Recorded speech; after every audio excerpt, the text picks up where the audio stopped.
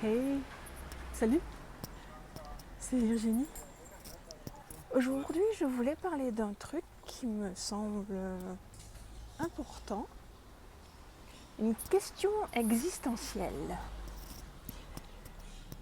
Comment qu'on fait pour réaliser ses rêves? Merde, j'ai un objectif qui est dégueulasse. Encore une fois, je suis la reine de l'objectif dégueulasse. Ouais, bon voilà, ok. Bah oui, parce que là, en fait, je suis quand même un petit peu en train de réaliser la vie de mes rêves. Partir, faire le tour du monde. Youhou! Et c'est vraiment un fantasme que j'ai depuis toujours, quoi, depuis que je suis toute petite. Cette envie de voyager. Et, mais c'est aussi un rêve extrêmement effrayant. Enfin, t'as plus de maison, t'as plus de travail, t'as plus les amis, t'as plus les gens que tu connais, t'as plus ta routine, etc. Donc c'est pas forcément quelque chose de facile à faire. Et il en est de même de tous les rêves, tous, ou toutes tes envies que tu as, que ce soit voyager, monter un business, trouver l'amour de ta vie, ou perdre 50 kilos, j'en sais rien. Je sais pas quel est ton rêve. Devenir acteur, par exemple, ou devenir professeur, j'en sais rien, apprendre la guitare. Tu vois, il y a plein de rêves. Et quand tu penses à ce rêve-là, il est forcément parfait, il est forcément idéalisé, enfin, il y a tout qui rentre bien dans les boîtes de ce que tu as envie. Mais il est carrément inaccessible. À l'heure où tu le rêves, la différence entre là où tu es et là où tu veux aller, c'est inimaginable, c'est intersidéral. Tu vois, c'est énorme. Et donc c'est très, très, très difficile de se dire que c'est possible, qu'on va pouvoir le faire, et ouais, que c'est possible, tout simplement. Eh bien, je peux t'assurer que ça l'est. La preuve. Et je suis loin d'être la seule. J'ai pris mes petites notes dans la rue. C'est très difficile à faire pour moi, cet exercice-là. Parler en marchant dans la rue, devant les gens et tout ça. Mon Dieu, mon Dieu, mon Dieu, mon Dieu, mon Dieu. C'est trop bizarre. Enfin bref, j'avais envie de faire ça. Donc, j'ai pris mes petites notes sur un ticket de caisse. C'est Laetitia du cours La Maison L'Esprit qui m'a montré ce truc-là. J'ai dit, ah, mais c'est trop bien. Vu que j'ai plus de carnet, donc, enfin, à part l'iPad, mais pour des petites notes comme ça, c'est pas mal, les tickets de caisse. Bref, comment qu'on fait pour réaliser ses rêves? Premier point. Ben déjà, quel rêve? Sérieux? Quel rêve? Il est souvent très très difficile de savoir ce que l'on veut. Parce qu'on a envie de milliards de choses, mais vraiment ce que l'on veut. Ce qui nous fait vibrer, ce qui... Le truc, tu vois, le jour où tu es vieux et où tu meurs, où tu vas le regretter, mais ta race de ne pas l'avoir fait. Où ta vie n'aura aucun sens. Tout ce truc-là n'aura eu aucun sens parce que tu ne l'as pas fait. Tu vois? Ce rêve-là, c'est difficile en fait de mettre le doigt dessus. Tu peux avoir des rêves professionnels, tu peux avoir des rêves personnels, tu peux avoir des rêves artistiques, des rêves d'aventure, tu peux avoir des rêves ou des rêves tout simples. Ça n'a pas forcément besoin d'être grand, énorme et spectaculaire comme rêve, tu vois. Tu me dis, est-ce que je ne te regarde pas, mais je regarde où je mets les pieds, tu vois, il y a des pavés et c'est pas forcément pratique.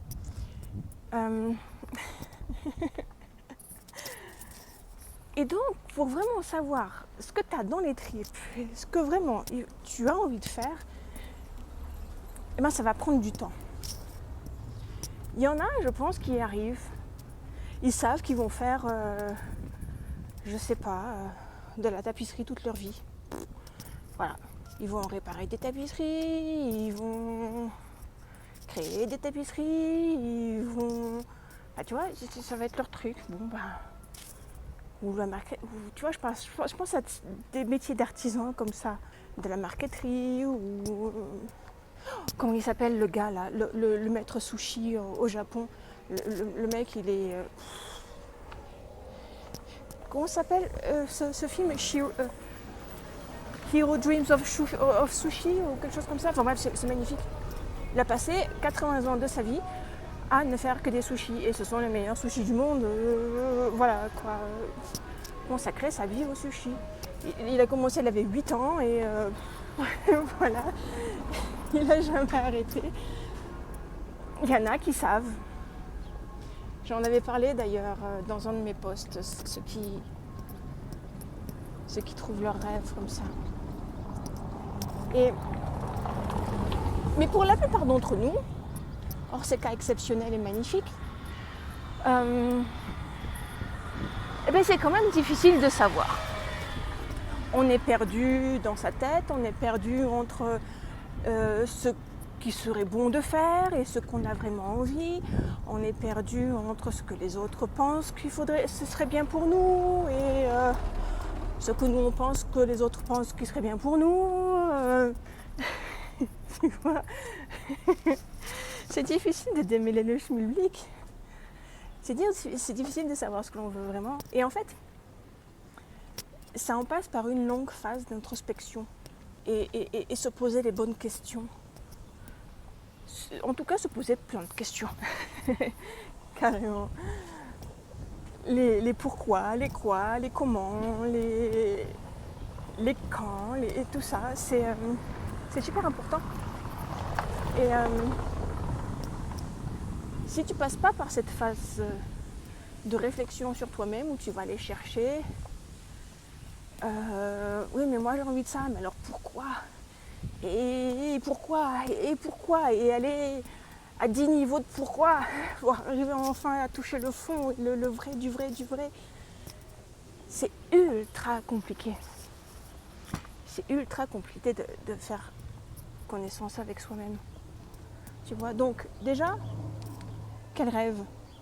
Est-ce que celui auquel tu penses est vraiment celui qui te convient? Ou est-ce qu'il y a un autre truc caché là-dedans? Tu vois? Voilà, je commence à avoir le bras qui fatigue. Ensuite, deuxième point. Une fois que tu as ton rêve, tu vas devoir prendre des décisions. Déjà, décision de le faire. Tu vois? C'est pas facile, n'est-ce pas? Non, je t'assure, quand tu sais enfin ce que tu veux, prendre la décision de le faire, c'est quelque chose d'extrêmement difficile parce que c'est tout le complexe du choix en fait. Parmi toutes les possibilités que t'offre la vie et tes envies, tu vas devoir te focaliser sur un truc. Je sais pas toi, mais moi ça m'a toujours fait extrêmement flipper. Enfin, t'as des milliards de trucs et tu vas en choisir un. Nom de Dieu, c'est terrible. C'est-à-dire tu vas dire non à tout le reste. Tiens, regarde, je suis au parc de... Oh, il y a des mariages. Je suis au parc de Frida Kahlo. Et où est-ce que j'en étais? Ah oui, faire des choix. Et donc laisser tomber toutes les possibilités. Toutes les autres possibilités, toutes les autres options. Sauf qu'en fait, tu te rends compte que tu ne les laisses pas forcément toutes tomber. Certaines vont se rejoindre. tu vas avoir besoin de certaines pour réaliser d'autres, etc. C'est pas forcément tout noir ou tout blanc comme ça, mais bref. Tu as cette sensation-là de vide où, eh bien, où ta vie va se résumer à un seul truc. Putain, regarde, il y a une magnifique. Tu vois? Comment ça s'appelle? Des bougainvilliers. Dans ce parc, ils ont des bougainvilliers rouges, magnifiques. Mais vraiment rouges, tu les vois? C'est super joli. Bref. Et en fait, tu dois faire des choix. Et t'as pas le choix de faire des choix. Tu vois? La difficulté dans le fait de faire des choix, c'est de s'imaginer qu'on va forcément faire le mauvais choix. Tu la sens cette sensation-là? Tu dis, ah voilà, c'est ça que je veux faire, et puis tu doutes. Tu doutes. Et tu sais pas, et puis tu dis, mais ça va pas le faire, et puis, ouais, mais non, je devrais plutôt choisir celui-là, et puis, bon, normalement, si tu as fait ton travail d'introspection correctement, non, tu devrais pas de problème. Mais tu as quand même ce doute-là qui passe. Et comment passer outre? Comment ignorer ce truc? Comment le faire quand même? Eh bien, en acceptant le fait que tu ne sauras jamais si c'est la bonne ou pas. Je te laisse... Parce que tu ne sauras jamais quelle est l'alternative en fait. Comment les autres voies se seraient passées. Tu ne sauras jamais si ta décision était la bonne ou pas, tant que tu ne l'as pas fait. C'est con, hein? Tu es obligé de te lancer pour savoir si c'est vrai ou pas. Tu ne peux pas savoir avant. Tu peux y réfléchir autant d'années que tu veux, tant que tu ne le feras pas, tu ne sauras pas si c'est la bonne décision. Donc tu dois prendre la décision de le faire. Tu dois choisir ce truc. Donc maintenant que tu as ton rêve et que tu as pris la décision de le faire, maintenant te voilà confronté au troisième truc.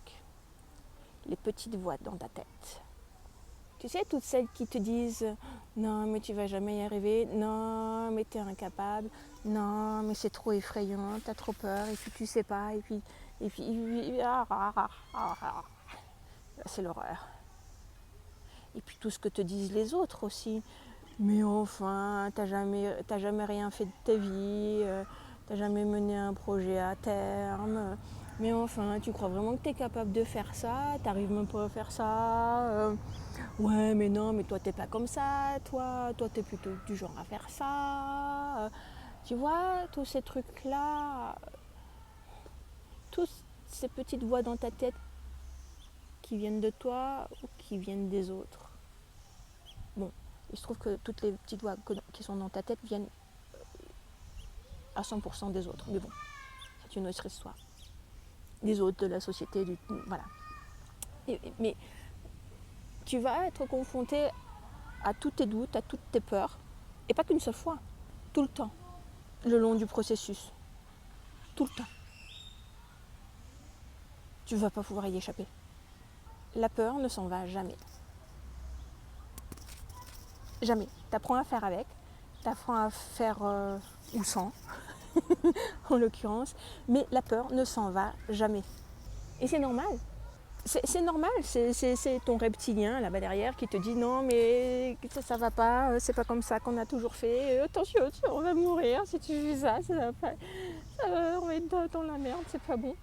Et parce que lui, tout ce qu'il veut, c'est continuer sa routine et faire tout ce qu'on a toujours fait parce que c'est comme ça qu'il sait que ça marche et qu'au moins il sait que comme ça il meurt pas. Si tu fais quelque chose de différent, il va pas être d'accord parce qu'il dit peut-être qu'on va crever. Tu vois? Donc c'est normal que tu as toutes ces petites voix dans sa tête. Et c'est là où je pense qu'il est... enfin, toutes les étapes sont primordiales, mais celle-là, d'aller faire taire ses peurs, de faire malgré tout, c'est peut-être le plus difficile. Parce que toutes les autres, c'était que des réflexions jusqu'à présent. C'était finalement que des trucs dans ta tête. Donc ça va, tu t'en sors. Mais c'est à partir du moment où tu commences à être dans l'action, où là, il y a tout qui revient, quoi. Il y a tout qui remonte à la surface, il y a tout qui te submerge, il y a tout qui... C'est horrible. Moi, j'ai fait ce processus-là toute seule, dans ma tête, parce que je débutais dans le développement personnel. Voilà, j'avais jamais été coachée vraiment, j'avais jamais... j'étais bien allée chez le psy 1 ou 2 fois, mais... Puis je suis une grande indépendante et autonome, donc... Mais je pense que j'aurais eu raison de faire appel à quelqu'un. Ouais. D'investir dans ça pour que ce soit moins douloureux en fait. Que ça dure moins longtemps, que ce soit plus facile à faire. Parce que quand tu as quelqu'un d'extérieur à toi qui te... Je sais pas comment dire. Quand tu as quelqu'un en face de toi qui te met en face de toutes ces petites voix et qui te les démonte une après l'autre. En fait, qui t'amène à les démonter une après l'autre. C'est quand même assez puissant.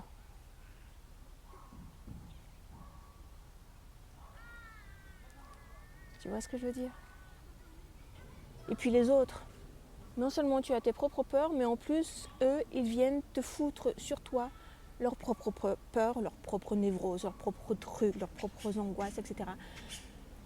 Comme si tu n'avais pas assez des tiennes. Et donc tu dois faire le tri entre les tiennes, les leurs, tu vois, tout ça. Non, c'est galère, quoi, toutes ces petites voix, là, tous ces trucs. Non, vraiment. Si tu as la possibilité de te faire accompagner, n'hésite pas, quoi. Investis. T'investis en toi, dans ton rêve, putain, ça vaut le coup. Vas-y. Tu vois ce que je veux dire? Donc tu as ton rêve, tu as pris la décision, tu travailles sur tes petites voies et tu passes à l'action.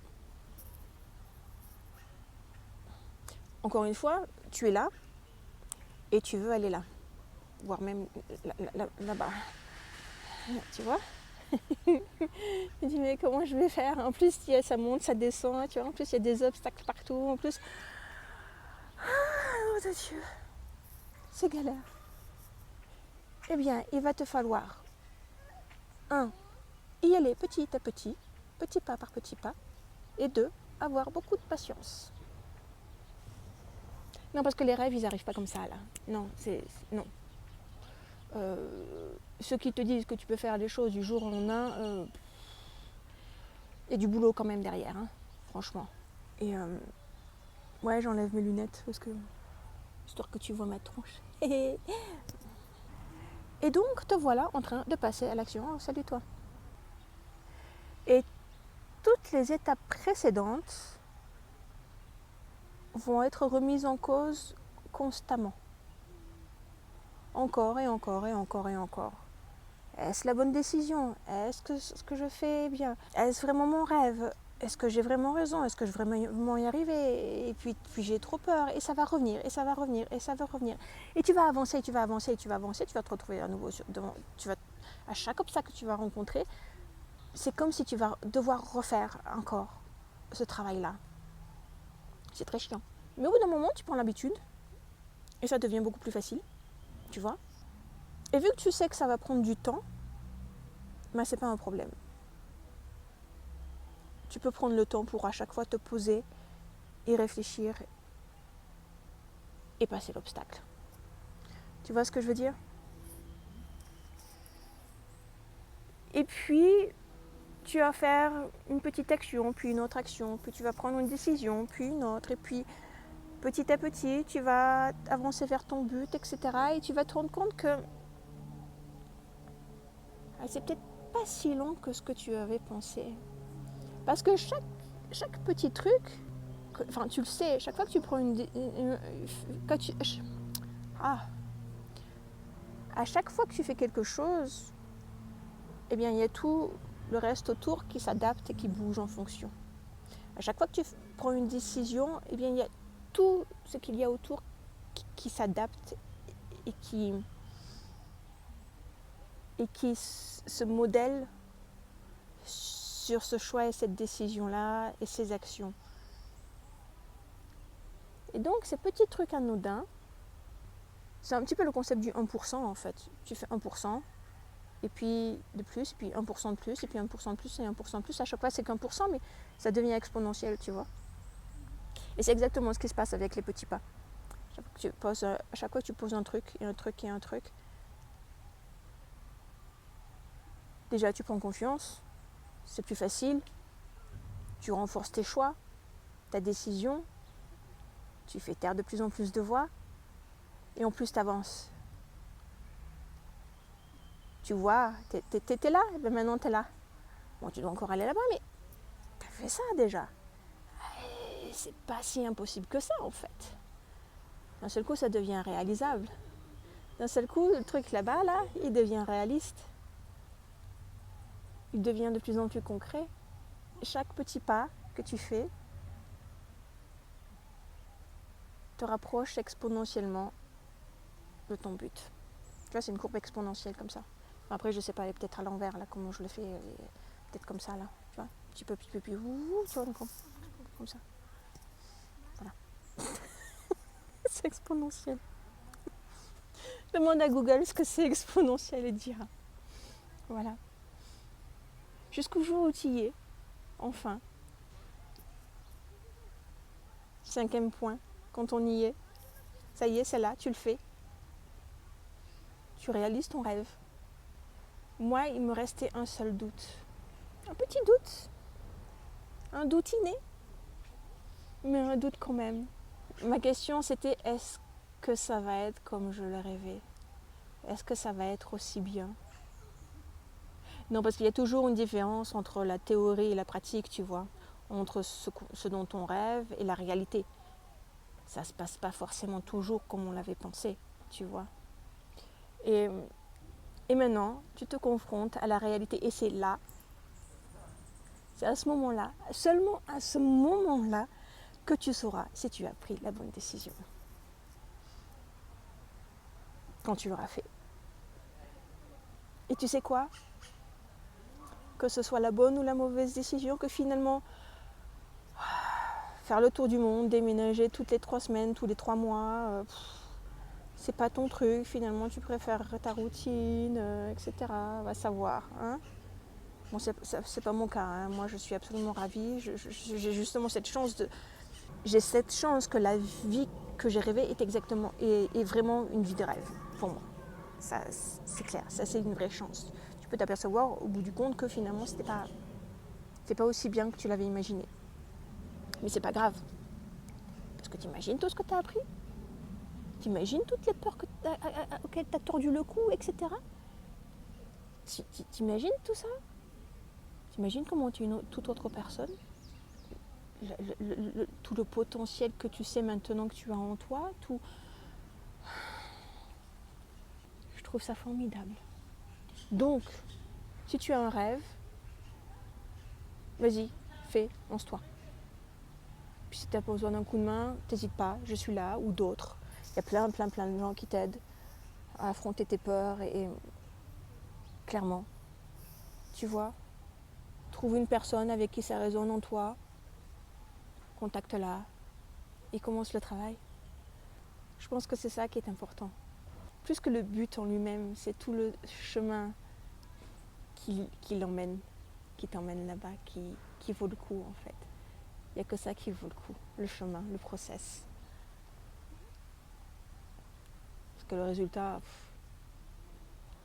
tu sais bien que l'enthousiasme ne dure jamais très longtemps et qu'il faut toujours un autre projet en fait. Donc voilà, c'était les différentes étapes pour réaliser tes rêves. Qu'est-ce que t'en penses? Moi je trouve que c'est quand même très pratico-pratique, tu vois.